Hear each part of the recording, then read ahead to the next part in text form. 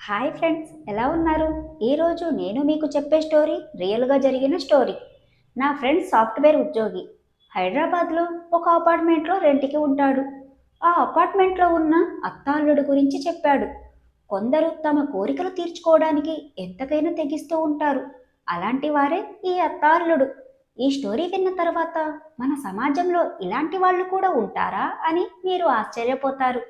ఇలాంటి వారు మీకు నిజ జీవితంలో కనిపించినప్పుడు వారితో జాగ్రత్తగా ఉంటారని నేను మీకు ఈ స్టోరీ చెప్తున్నాను.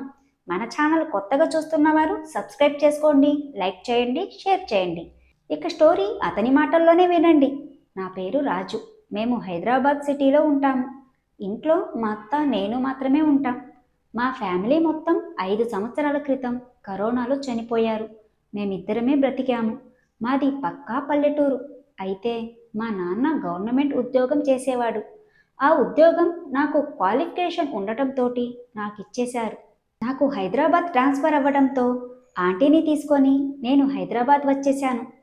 ఆంటీ పల్లెటూరులో చాలా సంప్రదాయంగా, చాలా పద్ధతిగా ఉండేది.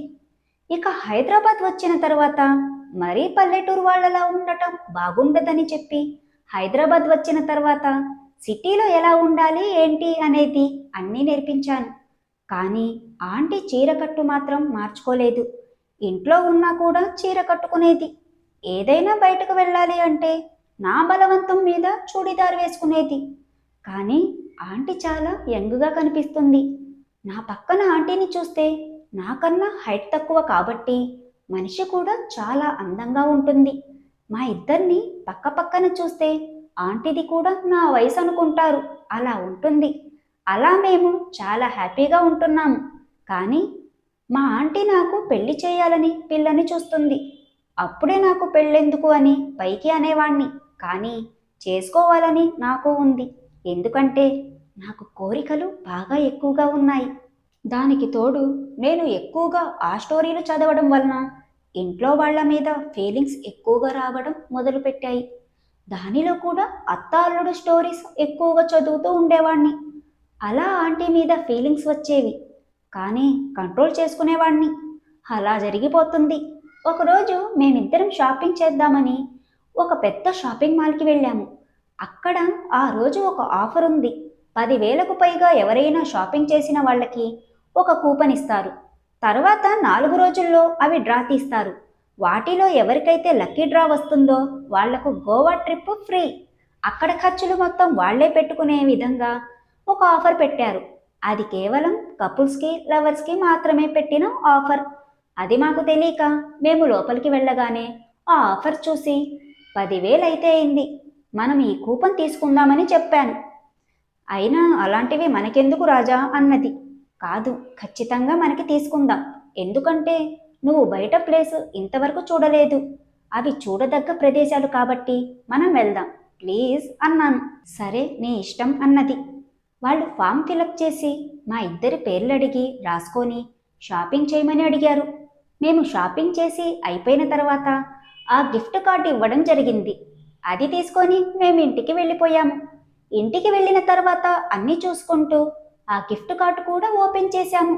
ఆంటీ దాన్ని చదువుతూ ఒక్కసారిగా ఆశ్చర్యంగా నా దగ్గరకు తీసుకొని వచ్చి, ఇటు చూడు రాజా, ఏంటి ఇలా రాశారు వీళ్ళు అన్నది. ఏమైంది అని అడిగాను. నువ్వు చూడు ఒకసారి అని నాకు చూపించింది. నేను కూడా చూసి ఆశ్చర్యపోయాను. దానిలో వైఫ్ అండ్ హస్బెండ్ అని రాసి ఉంది. హస్బెండ్ ప్లేస్లో నా పేరు, వైఫ్ ప్లేస్లో ఆంటీ పేరు రాసి ఉంది. ఇదేంటి ఇలా రాపించావు అన్నది. అదే నాకు అర్థం కావడం లేదు. సరే తర్వాత చూద్దాంలే అన్నాను. నాకు డౌట్ వచ్చి కార్డు మీద నంబర్ తీసుకొని బయటికి వెళ్ళిపోయాను.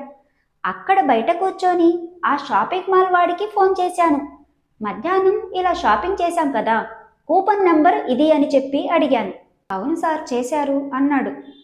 అయినా వైఫ్ అండ్ హస్బెండ్ అని రాశారేంటి అన్నాను. మీ వైఫ్ మీరు వచ్చారు కదా అన్నాడు. నాకు ఆశ్చర్యం వేసి, అదేంటి మీకు మేము అలా చెప్పామా ఏంటి అన్నాను. సారీ సార్, మేము గమనించుకోలేదు. మీరు వైఫ్ అండ్ హస్బెండ్ అనుకున్నాను. మీరు లవర్స్ అయితే చెప్పండి అన్నాడు. అదేంటి అన్నాను. అవును సార్, మీరు భార్యాభర్తలు అనుకున్నాము, లేదంటే లవర్స్ అయి ఉంటారు అనుకున్నాము అన్నాడు. నాకు ఒక రకంగా ఫీలింగ్ వచ్చింది. కానీ ఆఫర్ వాళ్ళకేనా అన్నాను. అవును సార్ అన్నాడు. ఆఫర్ పోతుందేమో అనుకొని సరే పర్వాలేదులే అని పెట్టేశాను. ఇక 4 రోజులు గడిచాక అదే షాపింగ్ మాల్ నుండి ఫోన్ వచ్చింది. సార్ మీరు సెలెక్ట్ అయ్యారు అన్నాడు. ఓకే థ్యాంక్ యూ బ్రదర్ అని చెప్పేసి ఆంటీకి చెప్పాను. సరే నువ్వు వెళ్ళిరా, నాకు వచ్చే ఉద్దేశం లేదులే అన్నది. ఇంట్లో ఒక్కదానివే ఎలా ఉంటావు, ఇది మన ఊరు కూడా కాదు అని అనటంతో సరే వస్తాను అని చెప్పింది. ఇక వాళ్ళు చెప్పిన రోజు రాత్రి ఫ్లైట్ ఎక్కడానికి ఎయిర్పోర్ట్కి వెళ్ళాము. అక్కడ అన్ని జంటలు మేము పట్టుకున్న కార్డులు పట్టుకొని 10 గంటలకు ఉన్నారు. వాళ్ళల్లో కొంతమంది అబ్బాయిలు బాగా యంగ్గా ఉన్నారు. పక్కన ఉన్న వాళ్ళు మాత్రం ఆంటీలు లాగా ఉన్నారు. ఇక మేము వెళ్ళి వాళ్లతో మాట్లాడుతూ ఉన్నాము. ఆంటీ వాళ్ళల్లో చాలా సంప్రదాయంగా ఉన్న ఆవిడతో మాట్లాడుతూ ఉంది. ఏంటండి మీరు చాలా సంప్రదాయంగా కనిపిస్తున్నారు, ఎలా వెళ్తున్నారు అని అడిగింది ఆంటీ. మీరు కూడా అలానే ఉన్నారు కదా, మా ఆయన చాలా బిజీగా ఉన్నారు, అందుకే మా అబ్బాయితో వెళ్తున్నాను అన్నది ఆమె. అవునా, ఇతను మీ అబ్బాయా అని అడిగింది ఆంటీ. అవును మా అబ్బాయి, మా హస్బెండ్ ఖాళీ లేదు, అందుకే మేమిద్దరం వెళ్తున్నాము. మీ హస్బెండ్ లాగా ఖాళీగా ఉంటే వచ్చేవాడు అన్నది ఆ ఆంటీ. నా హస్బెండ్ ఎక్కడున్నారు అన్నది ఆంటీ. అదేంటండి ఈయన మీ హస్బెండ్ కాదా అన్నది ఆమె. లేదండి మా అబ్బాయి అన్నది ఆంటీ. అయ్యో పర్వాలేదులేండి, మీ హస్బెండ్ అనుకున్నాను. ఎవరైతే ఏముందిలేండి అన్నది ఆమె. ఇలా మాట్లాడుకుంటూ ఉండగానే ఆమెతో ఆంటీ చాలా క్లోజ్ అయింది. వాళ్ళందరితో కలిసి ఫ్లైట్ ఎక్కడం జరిగింది. గోవాలో దిగాక ఒకటే హోటల్లో దిగాము. మాతోటి సుమారు అత్త అల్లుడు జంటలు 4 జంటలు వచ్చాయి. మిగతా వాళ్ళు ఎక్కువ లవర్స్ వచ్చారు. ఇక మేము అక్కడ కూర్చొని మాట్లాడుకుంటూ ఉన్నాం. ఆ రోజు ఉదయానికి మేమక్కడ దిగడం జరిగింది. అందరికీ ఎవరి రూమ్ వాళ్ళకి ఇచ్చేశారు. అందరూ వెళ్ళిపోయి ఫ్రెష్ అయ్యారు. కానీ ఫస్ట్ మాట్లాడిన ఆంటీ మా ఆంటీ మాత్రం బాగా క్లోజ్ అవ్వడంతో ఆ ఆంటీ బయటికి రాగానే ఆంటీ కూడా బయటికి వచ్చి ఇద్దరు కూర్చొని మాట్లాడుకుంటున్నారు. నేను వాళ్ళ అబ్బాయితో మాట్లాడుతున్నాను. ఏంటి బ్రదర్ ఏంటి విషయాలు అని. ఏముంది, మీరు వచ్చింది కూడా అదే పని మీదనా అన్నాడు. ఏం పని అన్నాను. అదే బ్రదర్, ఎంజాయ్ చేయడానికి కదా అన్నాడు. మా ఆంటీ వచ్చింది, నాకు అలాంటి ఏమీ కుదరవు అన్నాను. అదేంటి బ్రదర్ అలా అంటున్నారు, మీరు వచ్చింది ఆ పని మీద కాదా అన్నాడు. మా ఆంటీ ఉంటే ఎలా కుదురుతుంది అన్నాను. అంటే మీ ఆంటీతో ఎంజాయ్ చేయడానికి కాదా వచ్చింది అన్నాడు. నాకు ఒక్కసారి ఆశ్చర్యంగా అనిపించింది. ఏంటి అలా మాట్లాడుతున్నావు అన్నాను. మరి మీరెందుకు వచ్చారో నాకు తెలీదు బ్రదర్, మేమైతే ఇద్దరం ఎంజాయ్ చేయడానికి వచ్చాము. ఇంట్లో మా అంకుల్ ఉంటాడు కాబట్టి కుదరడం లేదు. తొలిసారి మా ఆంటీ నాతో ఒప్పుకుంది. మేమిద్దరం ఈ 2 రాత్రులు హ్యాపీగా ఎంజాయ్ చేసే వెళ్ళాలని వచ్చాము అని పూర్తిగా చెప్పేశాడు. నాకు ఆశ్చర్యం అనిపించింది.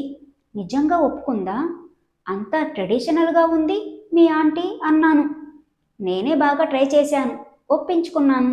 మీ ఆంటీ ఒప్పుకోలేదా ఏంటి అన్నాడు. అసలు ఆ విషయం మా ఆంటీకి చెప్పనే లేదు అన్నాను. అంటే నీకు ఇంట్రెస్ట్గా ఉందా అన్నాడు. ఉంది బ్రదర్ అన్నాను. మరేంటి ప్రపోజ్ చేసి ఒప్పించుకో, బ్రతిమాలు, పనైపోతుంది, హ్యాపీగా వెళ్ళిపోదాం అన్నాడు. నాకు ఆశ్చర్యం వేసి ఏమో నాకు భయం, మా ఆంటీ చాలా ట్రెడిషనల్గా ఉంటుంది, అలాంటి పనికి ఒప్పుకోదు, వద్దులే బ్రదర్ అన్నాను. మా ఆంటీ కూడా ఫస్ట్లో అలా మాట్లాడేసరికి నన్ను కొట్టింది. తర్వాత చాలా ప్రయత్నాలు చేశాను, అందుకే ఒప్పుకుంది అని వెళ్ళిపోయాడు. వాడు చెప్పింది కూడా నిజమే. అత్త అల్లుడు ఎందుకు వస్తారు అని డౌట్ వచ్చింది. ఇక ఆంటీ కూడా ఆమె దగ్గర నుండి కాసేపట్లో లేచి నా దగ్గరకు వచ్చింది. ఏదో కొంచెం కోపంగా కనిపిస్తుంది. ఏమైంది అన్నాను. అదేంటిరా, ఆమె అంత సంప్రదాయంగా ఉంది, అంత తప్పుగా మాట్లాడుతుంది అన్నది. ఏమైంది అన్నాను. మా అల్లుడి మీద మీ అల్లుడు బాగున్నాడు, బాగా ఎంజాయ్ చేయండి అంటుందేంటి అన్నది. ఏమైంది అన్న. వాళ్ళు వచ్చింది వాళ్ళిద్దరు కలిసి ఎంజాయ్ చేయడానికంట అని చెప్పింది. చేస్తే తప్పేంటి అన్నాను. ఈ ఎపిసోడ్ ఇంతటితో ముగిస్తున్నా ఫ్రెండ్స్, మళ్ళీ నెక్స్ట్ పార్ట్లో కలుద్దాం. అంతవరకు బాయ్.